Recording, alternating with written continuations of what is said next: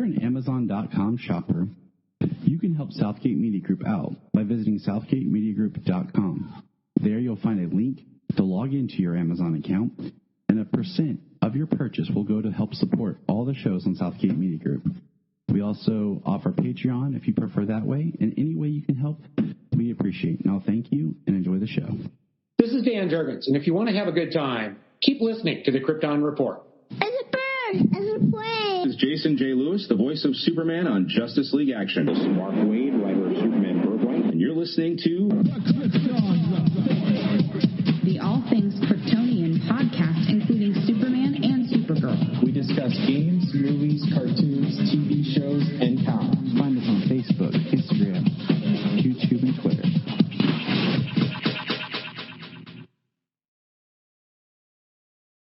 Welcome to the Krypton Report. It's another wonderful Kryptonian night. I am Tyler, the Superman of Blue, the Man of Tomorrow, and with me, as always, the Man of Steel himself, the Superman of Red, James, the bad mother. Beep. Cole, what's up, man? Yo. Wait, what's up? What's going on? we're old school censor. Beep. Man, it's a good night. It's turning to be warm weather in Ohio. And my air conditioner is still not fixed. My landlord's slow, and it's 89 degrees in my house. Oh my God, that's terrible. No, I mean, it went from cool, and we had some snow flurries last week. Nothing that stuck, just some things flying around, and then this week we're in the mid to upper 70s, and so today I kind of felt hot. You know, it's the one thing when it changes that much that quickly. That's when it's harder to adjust. Yeah, your body doesn't have a chance to adjust. Your blood's like, what's going on? Yeah, it's like wait, blood's got to get to the surface to get rid of more heat. Like, come on. And yeah, I mean, it's crazy to me. That's all. It's just, anyways, people don't care. But yeah, it's Ohio, and my house, a lot of natural sunlight, and I have huge big windows, so that sunlight just comes in, it spits the crap out of it, which is great when you have an air conditioner to help temper that, but when it's not working, you just fry, so it's like living on the surface. But anyways, we will keep moving on because no one wants to hear me gab more. So we got tonight Supergirl season 6 episode 2 entitled A Few Good Women. Now, I'm just going to throw this out here for you, James. This is basically the first episode of season 6 in my mind. Like, I'm still sticking with that. Last week's episode was the official end. Season 5, this is the start of season. Yeah, it would be like the the cliffhanger ending that you leave at the end of the season, knowing you're coming back at the beginning of the next one. When you're yelling, "No, Kara, no!" I just think of Marty McFly. When Marty comes back in time, he looks and sees Doc getting shot, and he's like, "No!" And it's like he just hears himself. You bastards! Yeah, he hears himself in the background, like he looks over, like, "Ah, it's me," and they're like. Yeah, but that's what I picture in my brain. But yeah, so let's check this out. I got a quick summary here for us. Alex, geez, I can't read. While Lex faces trials for his crimes, Sean and Alex try to access the Phantom Zone to rescue Supergirl.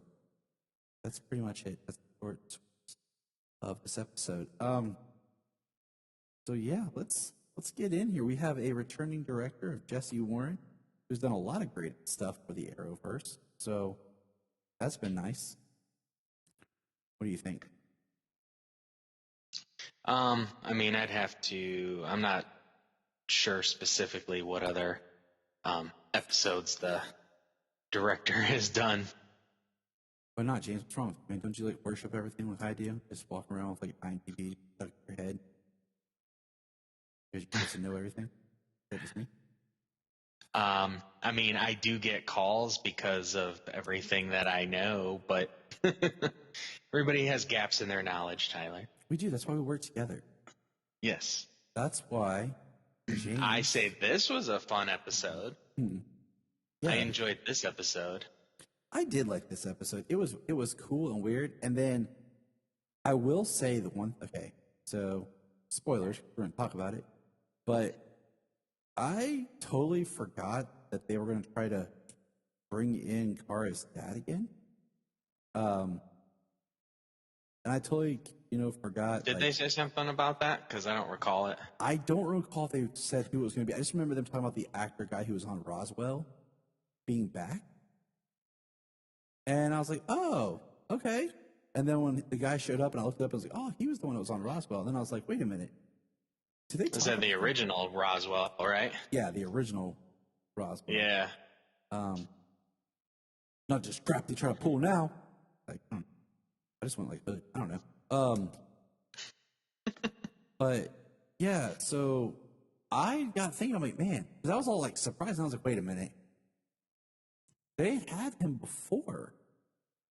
And like very small, and I'm just like, just got thinking about, like, I posted, I don't know if you saw it yet, but I posted, I think, in our chat, basically like, oh, look, Kara's parents pre-crisis, Kara's parents post-crisis. Because both of the actors who played her parents have been replaced with more CW.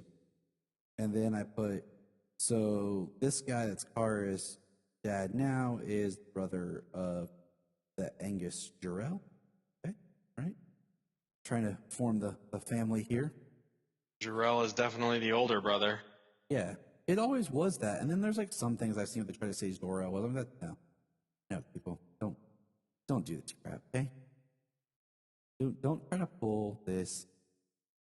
No, okay? That's all I'm gonna say. I know I'm repeating myself, but guess what? So, anyways, what did you think of this episode? Just a quick thought, like overall. Something. Yeah.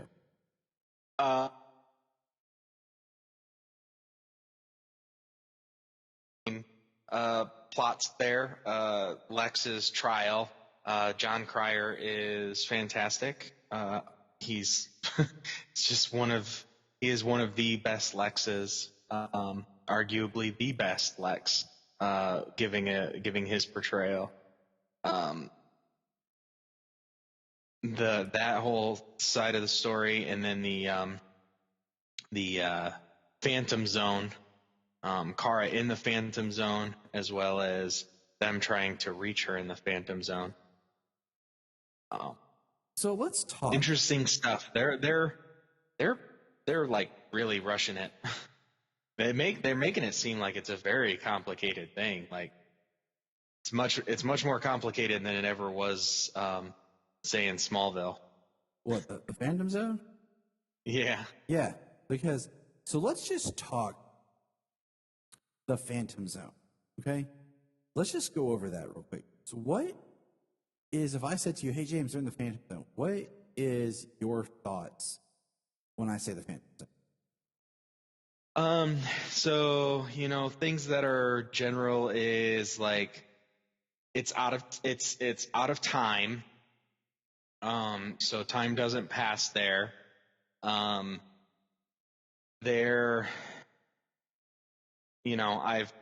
definitely seen phantoms in different iterations. In live action, it works as a physical, place that a person can visit and be. But I also know of like, where everybody is when they go into the Phantom Zone, they're like physical, their corporeal body is turned into a phantom, a translucent thing where people can't hurt each other. And so,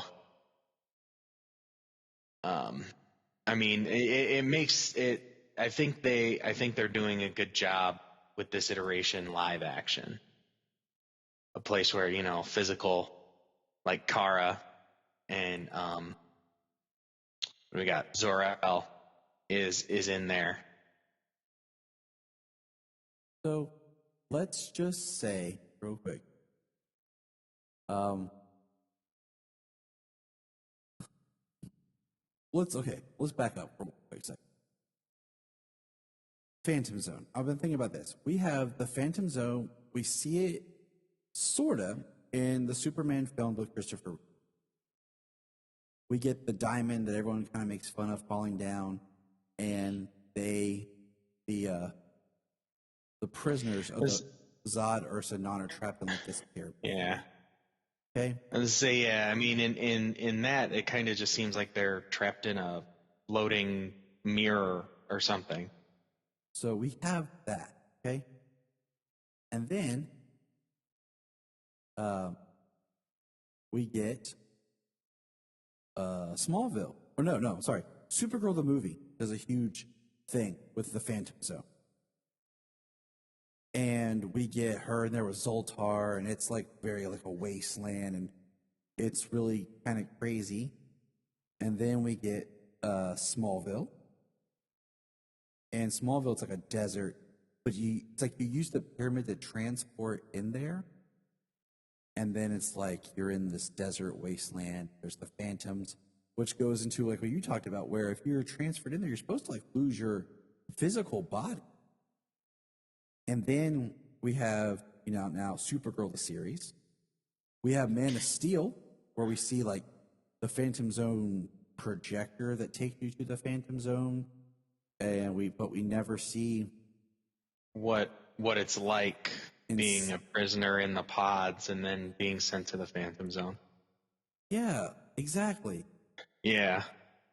And then we have Krypton. I like the way they did it in Krypton. At the beginning of season 2, that was Seg's in there. Yeah, that was pretty cool. The way that time all seemed to flow together in the Phantom Zone, and like he was in the world, but just like on another plane of existence. Yeah. It's like he was in a dimension where he could see things but couldn't interact. Yeah. Which is kind of like the translucent Phantom Zone, like especially in the New 52, where in the Phantom Zone, like people in the Phantom Zone are phantoms like around you. Yeah. In certain in certain places in the book, and other times they're kind of like they're still all translucent, but it looks more like the like a wasteland, like a desert or something like we normally see in this version, in the Smallville version. It's always some kind of barren place. So I like this one, like the look of it, but these phantoms, okay, so let's talk about the phantoms. They're actually like, they remind me of like their own alien species. You know what I'm saying? Like they look like the from Game of Thrones, the Ice King guy. Is what it looks like. Right. Like the White Walkers. Yeah. But they're not like, they're physical beings that are like non-corporeal, like, so it's weird. They look like an alien race instead of just being like spirits. They even talk about the phantoms, and they describe them, basically remind me of like Dementors from here. Yeah. They make you live your worst fear and feed off that fear. It does make it like the Phantom Zone in this it's definitely meant to be a scary place, and if it was a prison, it's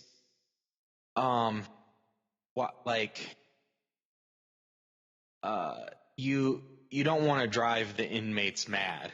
You know what I mean? Are some of them supposed to get out at any point, or are they, imprisoned for eternity? I'm sure some have the the sentence of eternity, but maybe that's maybe without Fort Roz there. Maybe Fort Roz was kind of like the place, the prison, and it kept the phantoms out in a way. Maybe. So, because we know Fort Roz in an earlier season had gotten out of the Phantom Zone. Yeah, and that's what I had to remind myself was like Fort Roz was in the Phantom Zone. Like, yeah. I had to remind myself of that. Because I honestly could not remember. Because I feel like there's so many details that they haven't really went back to since the first season. They're like, we're off CBS.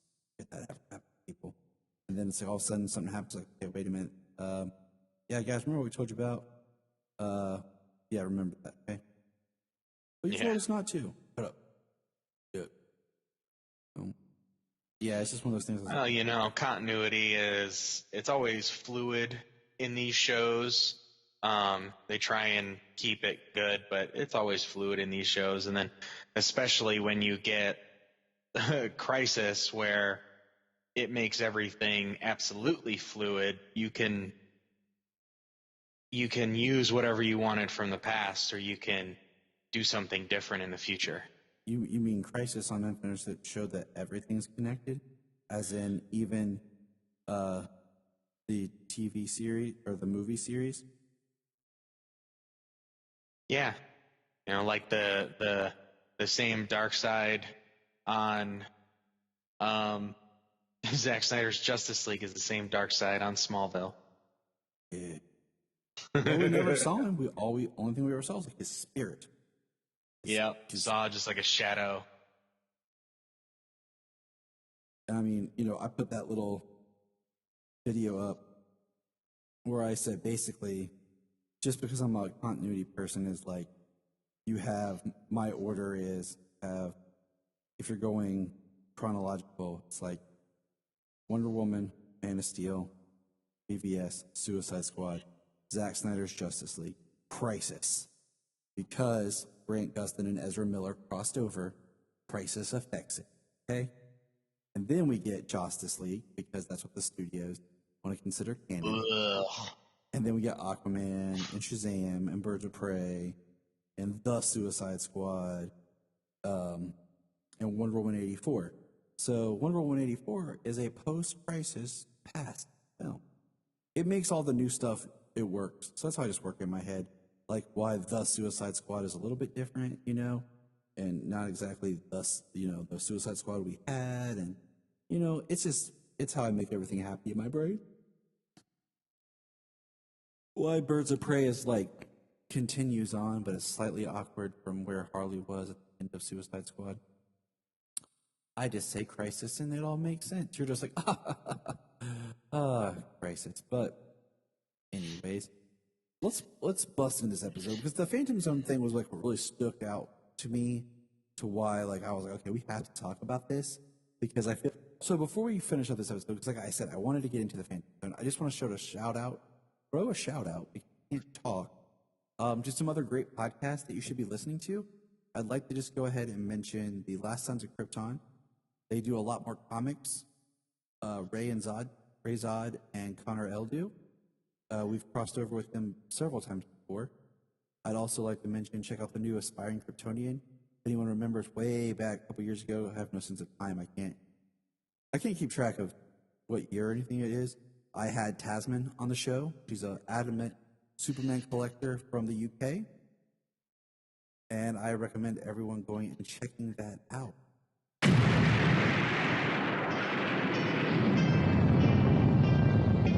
I am Connor from the House of L. And I am Ray from the House of Zod. We are two of the many, many survivors of Krypton's destruction, and we have made our home in Australia, and dare I say, have become Australians, for better or worse. But we have also decided to read Superman comics, read Superman books, watch Superman shows, cartoons, movies, basically everything Superman, and from an Australian perspective as well. Whether you're a seasoned fan, like me, or whether you are coming in fresh, wide-eyed and wanting to learn more like me, then this podcast is for you. Join us for our bi-weekly adventures available on all good podcast catchers. So just search for Last Sons of Krypton a Superman podcast. We'll be coming to you from Australia or some cosmic dimension, wherever we are that week. Up, and away.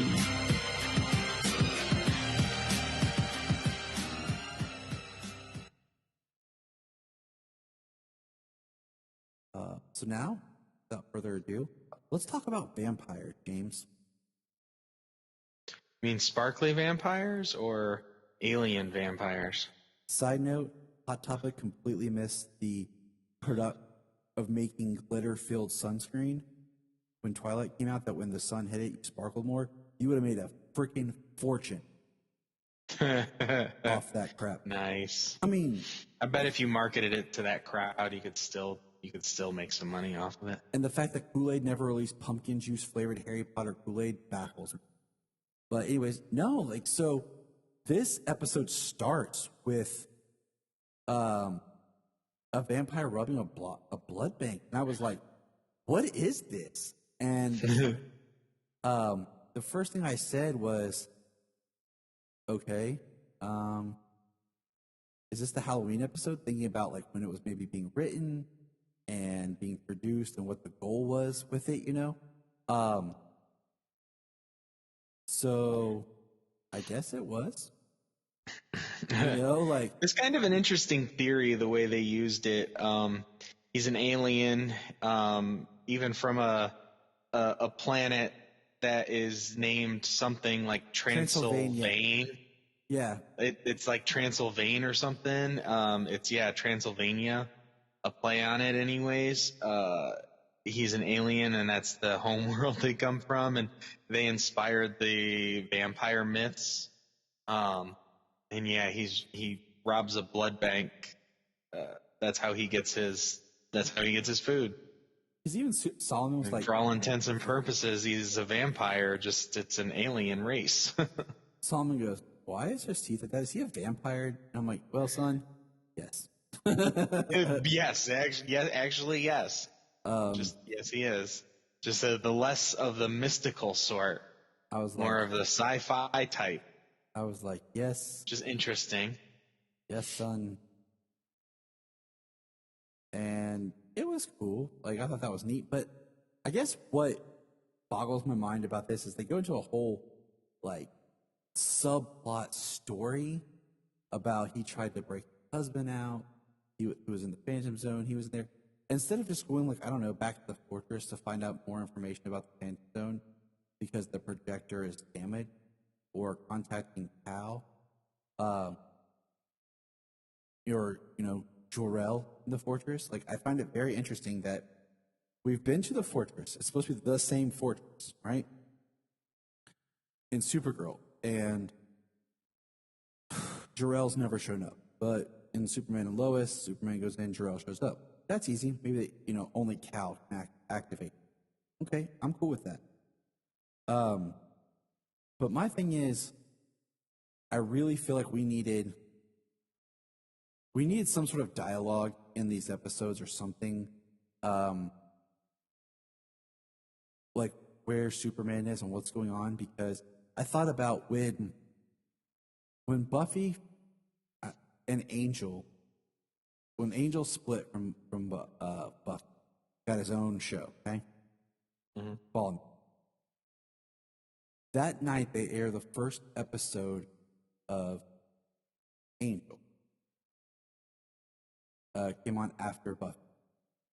And what they did was there's a scene in Buffy where she's on the phone and she's talking to Angel. But we're only hearing her side of the conversation.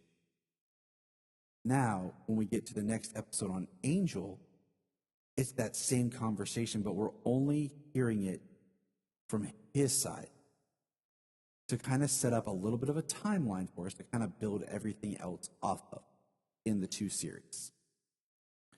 And I thought that was cool. So what I was thinking was, it would be nice to have something similar to that in this, with like just maybe a scene of Clark talking, or Kara trying to talk to Clark. Something so we get an idea of where they are, because I just feel like as of right now, it would be he's active. It's not like before when they just kind of wrote him off like, oh, Clark's doing this. We have his own show, so I'd like to know where he's at with this kind of thing because the Phantom Zone's pretty big. Yeah, I mean, with it being the Phantom Zone, and that's and it being a Kryptonian technology, I mean, that's kind of important, that maybe Superman would get involved. I mean, I didn't think about or consider like, oh, hey, where's Superman in all this? Because my first thought, because that's just not how it. That's just not how it works. It's a different show. It's a different production. I mean, it's exactly like we've discussed in your comic books. It's a different story. It's a solo story, and the people involved in your solo story have to take care of the issue. Can't always call for outside help. And I completely agree with you, okay? But I just feel like the way they've set this up, like it's supposed to be the same fortress. I just feel like there's something that just to me feels like I should be like there should be something. I don't know. Like, well, yeah, I mean, you would think that Cal would know, get an alert that freaking Lex Luthor is in the fortress. You know what I mean? Mm-hmm. That there's a big battle going on in the fortress. That's just because it's this, like I said, the same fortress. Yeah. So it's absolutely logical. So that is why I'm having this whole kind of debate about why I'm saying what I'm saying. Okay.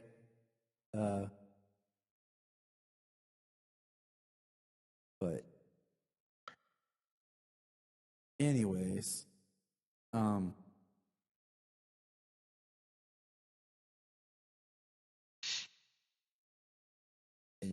let's keep moving on. Yeah, so do you want to stick with the Phantom Zone or you want to talk about Lex? Let's stick with Lex. Let's go to Lex. That's yeah, let's go. Lex is on trial for lots of murders and a crime.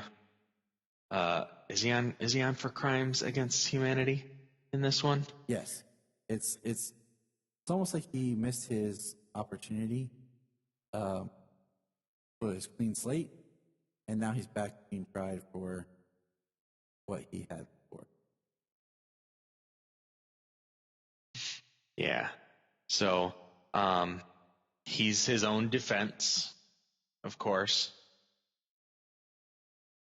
Of course. He's too arrogant and snub to be anyone else's. Right, to let anyone else represent him. And I think it's hilarious, first of all. But we have the tight alibi by Eve Tussmacher. And she's going to testify against Lex. Her testimony. Everybody is kind of excited. Like, Lex is going down. There's a solid, tight case. And it's not the case. No, Lex makes her reveal all the stuff that she had done for him, and threw into question her credibility. So, which basically got her testimony thrown out.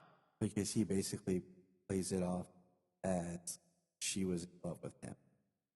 And I'm trying to remember the term they used of what it is that got her testimony thrown out. So Lex was plotting the whole time, and it just shattered her everything, you know? Everything she had to say to pin Lex was gone. And earlier we had Lillian talking to him about, you know, taking the, not taking the guilt.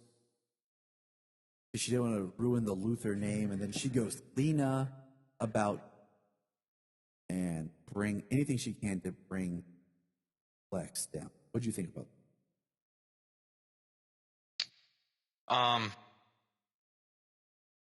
I mean, Lena is definitely all in against Lex, putting him behind bars. She knows he's a bad person, and he's. I mean, heck, he was just about to kill half the Earth's population because they didn't love him, because they didn't get his download. Yeah, you know, and what was the line that he said that was so amazing? He basically said, when Lena gets on the stand and she's basically outing him, she gets him really angry. He basically confessed and incriminated himself, but then spins it around with, well, if you could, you'd do the same thing as me. And everyone, like, you know, is, yes. And it just was, like, interesting to me. Lex, he's angry, and Lee knows how to push his buttons, but yet he's not really thought of her as an like adversary much.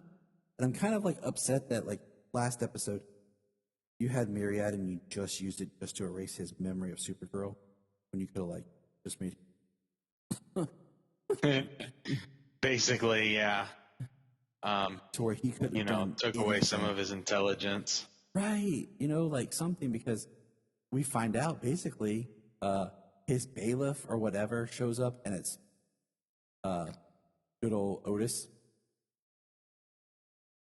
And you're like, what? And even Lex looks like, what? And yeah, Otis is there, and I guess they're ready to blow up the jury and the judge. Yeah, so he basically rigged it.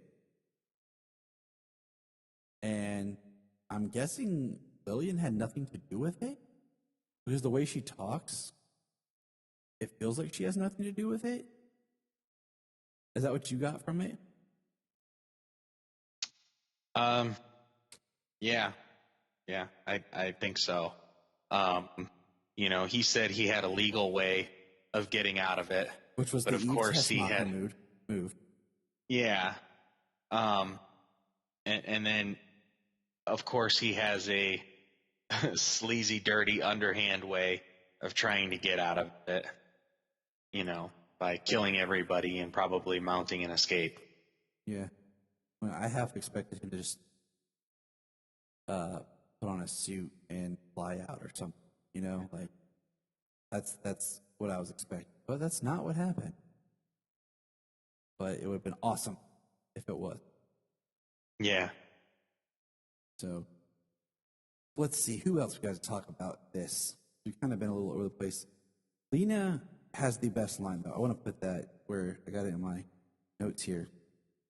We have a scene of Lena and Andrea talking together, and she says, "If the justice system doesn't stop him, I will." Basically, and it's interesting. We're trying to. Well, because it didn't stop him. He got off. Exactly. Like, he won the case. Even after he basically confessed, he won the case. So we're trying to, bring Lena back to the good side, but she's not making it easy. Nope. So what do you think about that? Well, I mean, she is a Luthor, and she thinks about things differently. And with her high level of intelligence as well. So, I mean, I would assume that it's a bit of a bumpy road to redemption, especially and when she starts to when she has to face down her own demons moving forward. Yeah, it's going to be interesting. Less earning the trust than more believing she deserves. It's going to be an interesting kind of road for her. And the show is Supergirl, but there hasn't been a lot of Supergirl. Like, she really wasn't in it that much. She just talked to her dad and was attacked by the Phantoms. That was about it. The show is very heavy on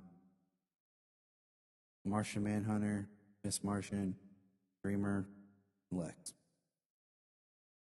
Yeah.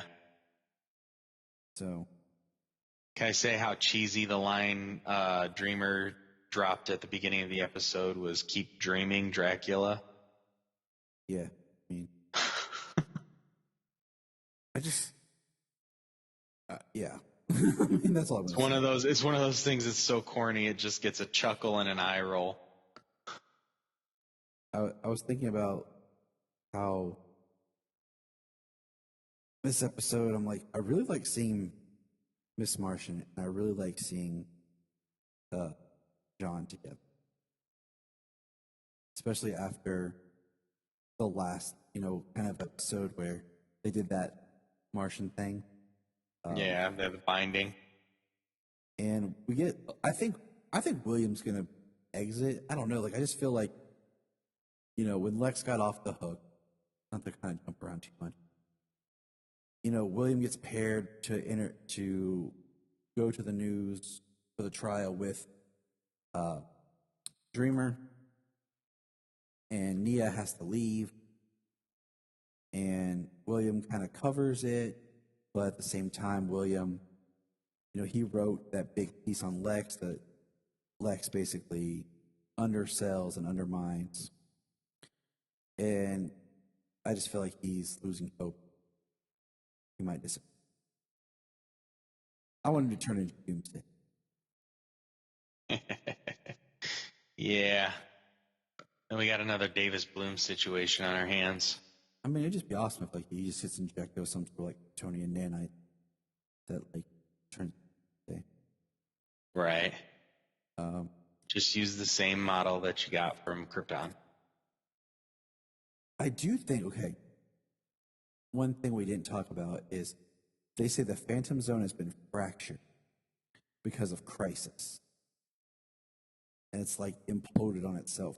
It would have been really neat if we got to see different kinds of Phantoms, from the different iterations from the different shows that we kind of talked about.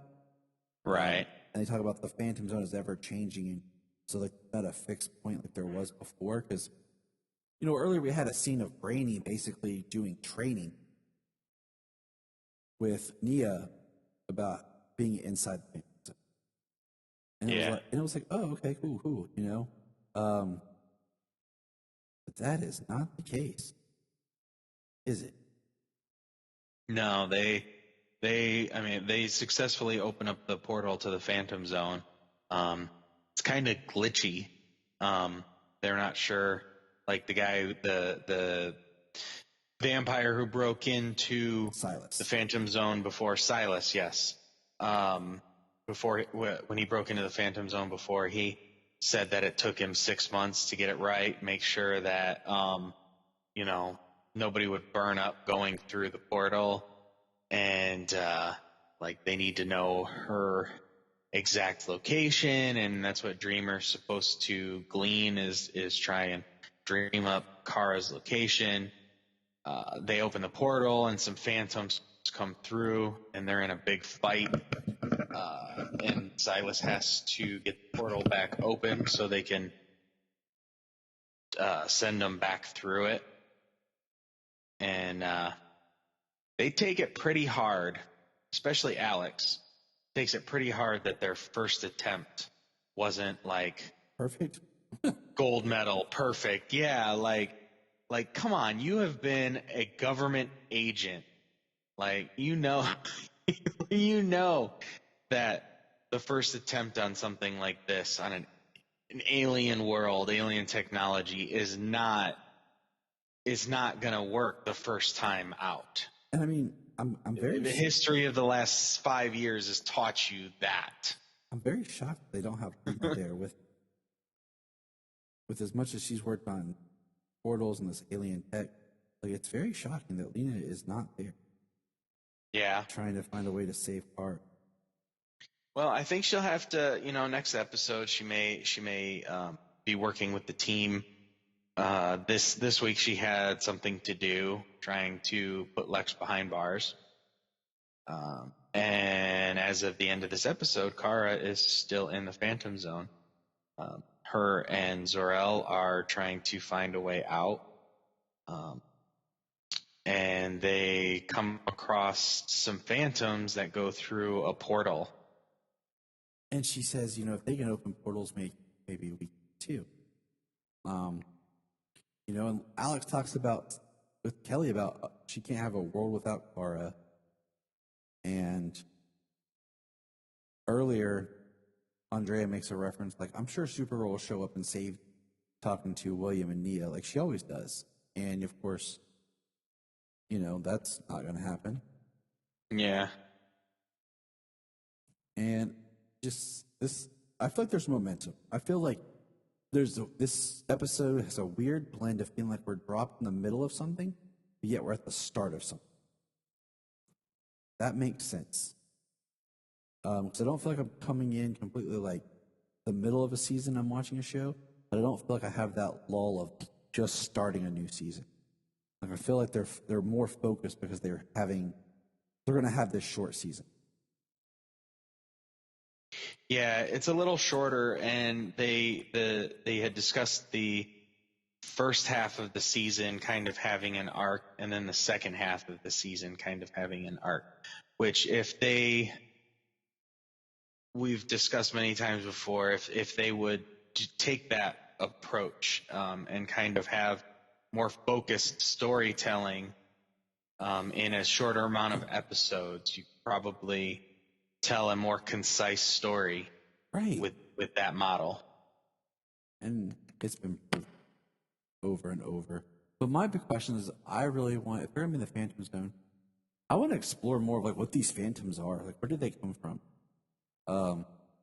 Because they always talk about the Phantom Zone being something that Jor-El discovered as a dimension that's just this hollow place, and over years they've made it more rough, and like we talked about at the beginning about the different stuff, because a lot of times it's like, why didn't people just hide in the Phantom Zone during the destruction of Krypton? But there's been a lot of discussion about later the prison and somewhere to put stuff. I think we really kind of need to explore Phantom Zones. And Zor-El, he's gone mad. Like, that's kind of his thing. He's been there. He no longer has the mental, I don't want to say power, but like the mental capacity that he had with Kara. And I kind of forgot that Kara's pod was stuck in the Phantom Zone. For some reason I was thinking she was stuck. They did something a little differently with Kara, but he said, the Phantoms never bothered you because of your pod. Right. And I was like, oh yeah. So, just, interesting stuff. Yeah. Excuse me. Sorry. So Silas goes home he goes home and he's getting some blood out of the fridge to have a meal. And he starts to feel sick and he falls over. And it seems like and smoke starts coming out of his mouth, and it seems like he got himself a phantom hitchhiker, like hid inside of his body, and came out. So there's a phantom escaped a phantom escaped on Earth, and then that's when we see the phantoms go into the portal in the Phantom Zone. Dum dum dum. And then we get our fade to black. So that was pretty much it. I liked it. Like, I'm digging this season. And one thing that's kind of weird is like Sayla loves Supergirl, but she's just not that into the show right now. I mean, if we're watching anything else in Supergirl's on like with Superman, like she'll watch Superman Lois and everything. But I don't know what that says about what they've done to the character on the show by just almost making her in the background for her own show or something. Like Sayla's constantly like wants to watch this with Supergirl or gets mad because there's no Superman based project that has both Supergirl and Superboy in it that I can watch with both my kids, make them happy. But yeah, when I'm like, I'm gonna watch the Supergirl show, she's like, okay. It's kind of weird. Just throwing that out there. Yeah. I mean, my daughter didn't get into Supergirl too much. She's been in and out of it. But she really dug Stargirl and Batwoman. So. Yeah, Sayla loves Stargirl. And so it's just, I don't know what, like I said, I don't know what that says about the show and where it is and everything. But yeah, well, I feel like the way it deals with some of the hard hitting issues that it does, very after school special like. They deal with it very heavy handed, and it leaves less room for Supergirl to shine. I feel like as opposed to telling getting across the that message that week. So I'm kind of, I feel like they lost their guidance on the show. They forgot what the show was about and who it was really for at some point. Because it's nice to see superhero stuff for girls, now. Seeing female protagonists in stories more and more. And I just wish, I can't wait for Stargirl because my daughter will be so excited, but I wish she would enjoy this show more. And maybe she'll like it when we go back and watch it from the beginning. And just her and I start watching season 1 together. Maybe she'll get into it. But that's this week on the Krypton Report. James, thank you for being here. As always, lovely to have you. Always a pleasure. And we're going to keep on chugging along with our final season. It's a bittersweet. I'd rather the show go out, with a powerful punch than fizzle into annoyingness. And let's keep our fingers crossed. Yeah, it's starting fairly well. Yeah, good 2 episodes. It is, and I'm enjoying it, and I look forward to more of what this season has to offer. And one quick thing I will say is, as much as I love him, I hope Lex doesn't stay around too much longer, because it feels weird having a Superman go and Lex. But whatever. Right. So next time, remember. Look up in the sky. Look up in the sky. Look in the sky.